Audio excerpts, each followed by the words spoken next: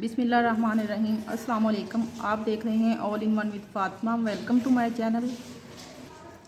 आज हम बना रहे हैं बहुत ही सिंपल और टेस्टी रायता, जो कि बिरयानी और राइस के साथ। तो चलिए स्टार्ट करते हैं। बनाने के लिए जो हमने इंग्रेडिएंट्स लिए हैं वो ये है। टमाटो एक अदद छोटे छोटे पीस में काट लिया है। कुकम्बर एक, वो भी बिल्कुल छोटे छोटे काट लिया है। ऑनियन एक लार्ज साइज़। कोरिएंडर लीव्स थोड़े से।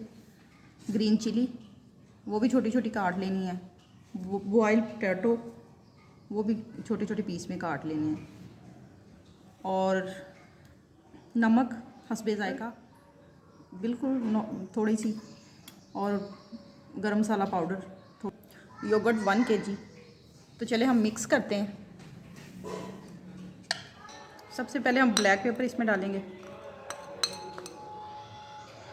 नमक,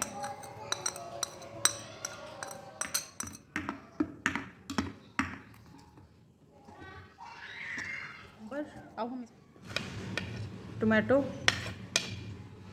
प्याज,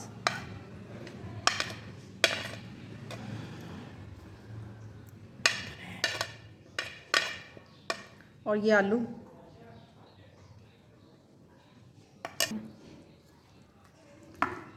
अच्छे से मिक्स करेंगे इसे।